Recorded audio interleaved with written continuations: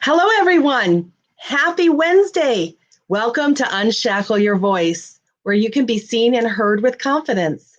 I'm your guide, Candace Meg, and Mary Denise is also our guide, but she's sick tonight. So we're sending out our love to her. So, as your guides, our goal in this show, it's a 30-minute show, is to help you reframe your life, digging the gold from your past struggles and designing the life of your dreams. Welcome again to Unshackle Your Voice so you can be seen and heard with confidence. I hope you had a wonderful week. Last week we talked about fathers and what your father most memorable events were. And this last week, right after the show, I headed out to northern Georgia in the mountains where my father grew up. It was wonderful seeing family there, and the country is just so beautiful. You may have seen some of the pictures on my Facebook page. I'm looking forward to being more active in that community there and having a thriving community there as well. So welcome to all of you from around the world. Tonight, I actually wanted to talk about communication because really leadership is influence, nothing more and nothing less. And how do you create that influence?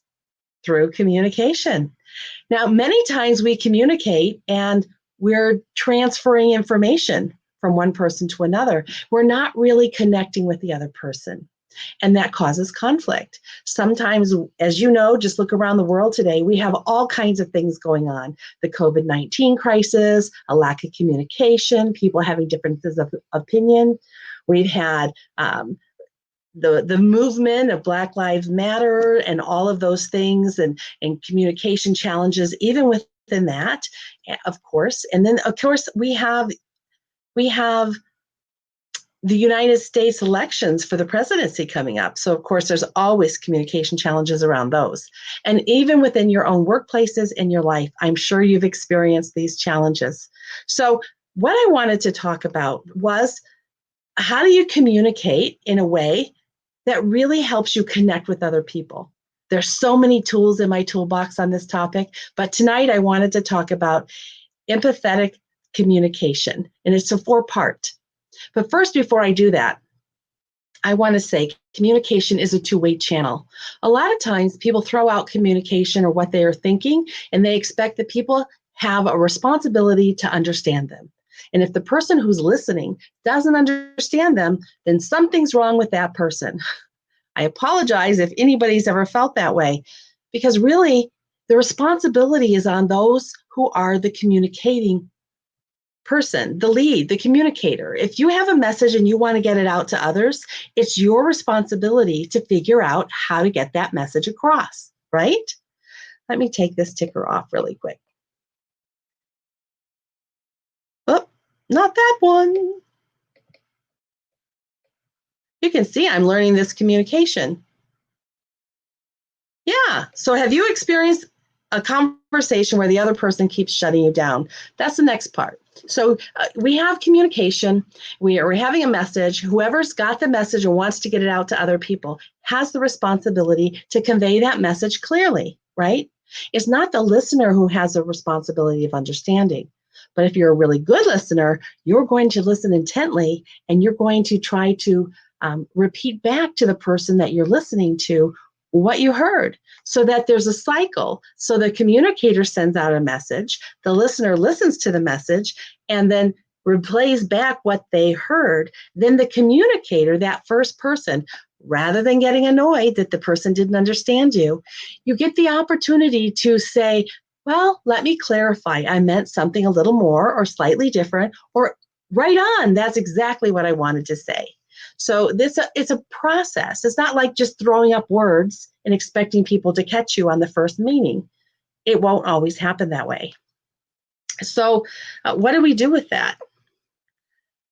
How do we turn this little, there, turn that off? So what I want to say next is there's a key. There it is. There's power in having a teachable spirit. I want you to stay curious and inquisitive I want you to stay present, and I want you to stay engaged. Because when you're interested in what someone's saying to you and you're communicating with them, you're leaning in and you're listening. If you're communicating and you're excited to be the communicator, you're also very intently engaged and you're paying attention to your listeners, right? To see what is it that they're saying, what is it that they're thinking, are they following along? Hi, Ruth. Hi, Renee. So glad you're with me here. You see, I'm learning this technology here, trying to play around with all of this. So it's kind of a fun process, but it is a process. So the 4 parts, there's 4 parts in this two-way communication. This is an empathic communication. It's a two-way cycle. And I want to turn off that banner. Hide it. And hide. Yes, yes, yes. And here, I want to show you the 4 parts so you can kind of see them. There's 4 parts. So as a communicator and as a listener, you're going to both have 4 parts. A communicator, you're going to make observations of what's happening in your environment. Say somebody's really annoying you and you want to tell them that they're annoying you. Well, we don't want to just start blaming people and making comments that are not necessarily good, right? We want to observe what's happening and really pay attention to how we're feeling about what's going on, what's happening within our body. Because as we've mentioned before, we're spiritual beings. We have a lot going on within us in our body language. And our body language really will jump out and speak to people much faster and louder than our words will.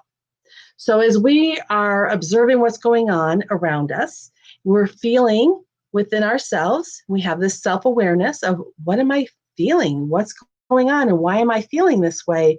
And as we start to figure that out, we don't have to react, because at that point, most of the time we're reacting. We're jumping to conclusions. You make me so angry. And we're throwing out all of these things based on these feelings that we have that we're not processing. So when you can pause and learn to identify what you're feeling on the inside, then you can start taking a pause and identifying, well, I'm feeling this way. This is the environment. This is a cause and effect of what's happening and how I'm feeling. Now, what are the needs that I have? Because I'm feeling this way, what do I need to feel differently or to be able to communicate better? And when you can identify what those needs are, then you're in a position to actually express what are those needs you have through requests. I mean, it seems really basic, but we don't do it. So many of us, we just don't do this process. We don't think about what we're feeling. We don't identify what our needs are so we can avoid negative feelings. And we simply are afraid to ask. So it's important that this 4-part come along and we learn to figure that out. I'm jumping over and checking to see if anybody made comments, because if you have made comments, I'll try to respond to you. Now, as an observer, the person who's listening, you're going to do the same 4 steps. You're going to observe the conversation. Somebody's talking to you. You're going to observe what they're saying, how you're feeling, what's going on in the environment around you. You're going to go through that same process. What are the feelings that I'm having hearing what this person is saying to me? And do I need to react, or can I pause long enough to figure out what my needs are when I'm hearing what they're saying? And then I can express myself honestly in a very positive way for getting my request across. And you kind of summarize back and forth with each other. If my partner, Mary Denise, were here, we would have demonstrated this for you. But unfortunately, as I said, she's ill tonight. So say a prayer for her and hope that she gets back. I hope that this was something of use to you.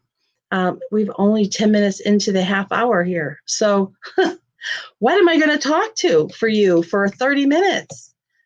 I really need... Hi, Chuck. How are you? Hi, Ruth. It's good to see you guys.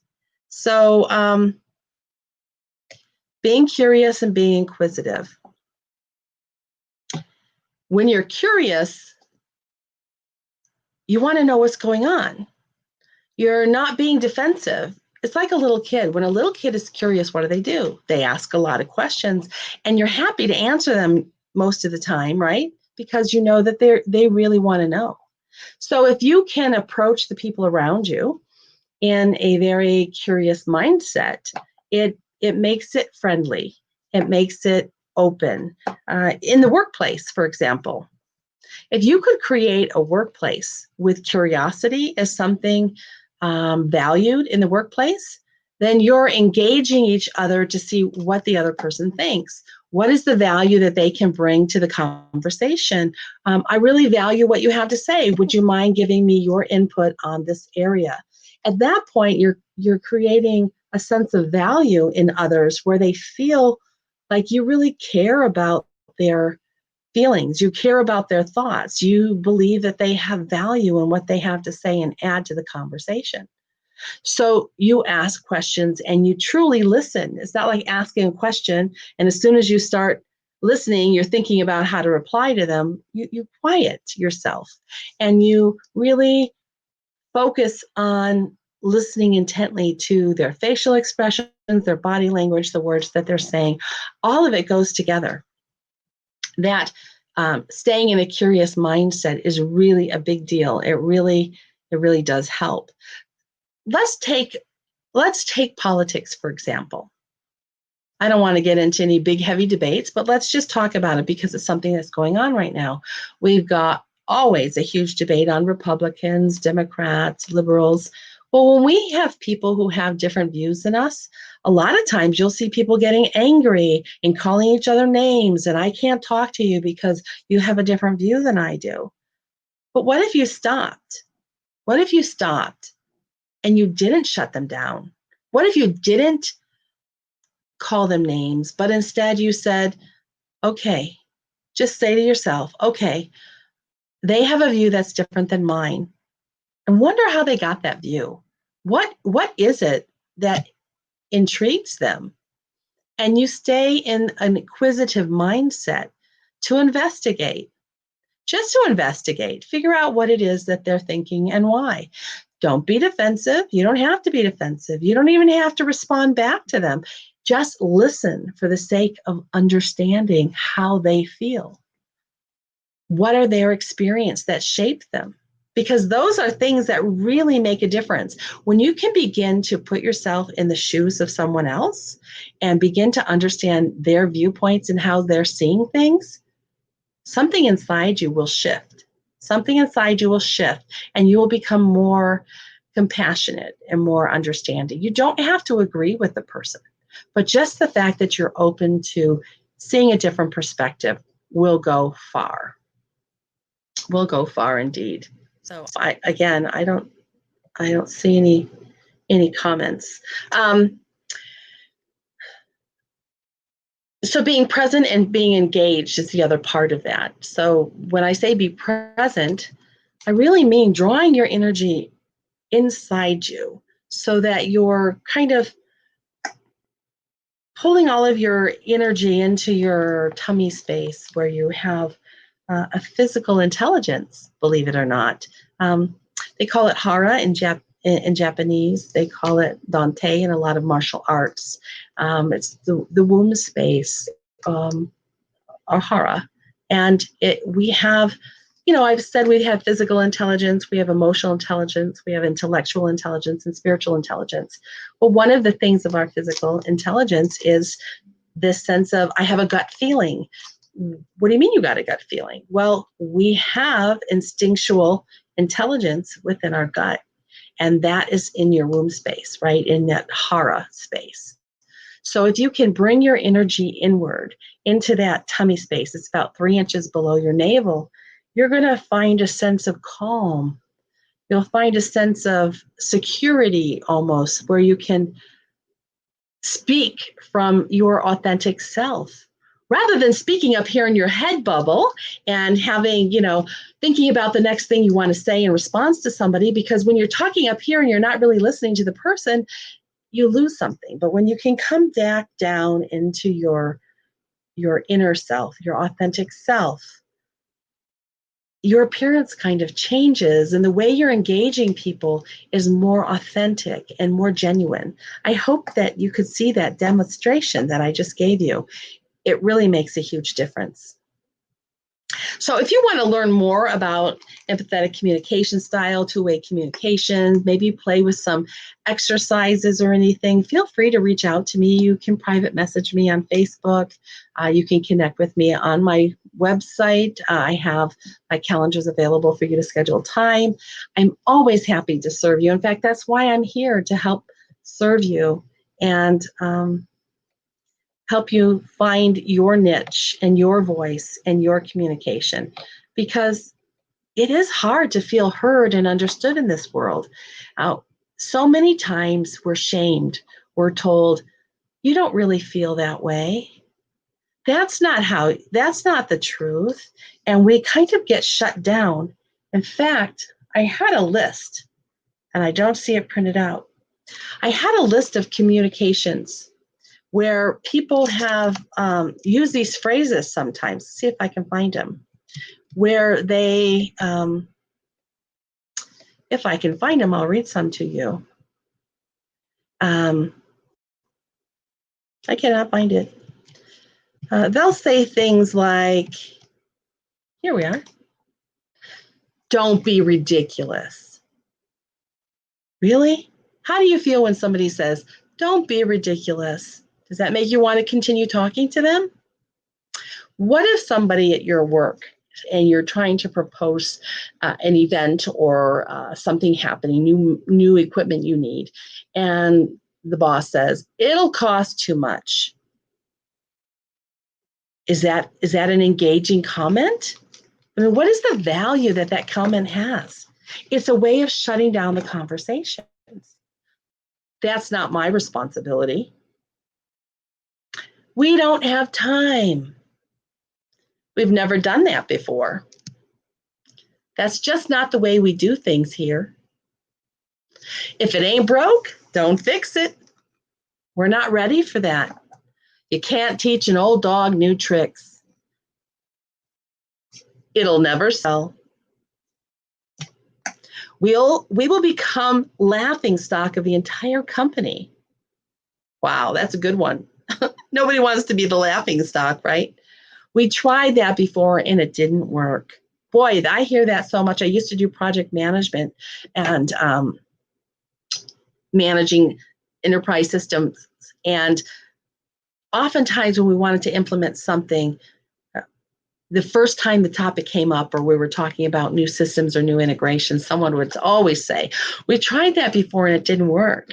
Okay, you tried it before, but how did you try it? Did you package it properly? Did you do your due diligence to find and get everyone aware of the problem and why you were implementing a new system? Did you get engagement from everyone? Did you include the entire building and all the staff in the process so that they knew the value? Did you train them on the new processes that need to be used?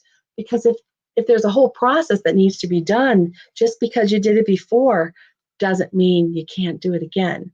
Because maybe what you did before was a whole different approach that you didn't really apply properly. So these are phrases people use to shut down conversations. What else do they say?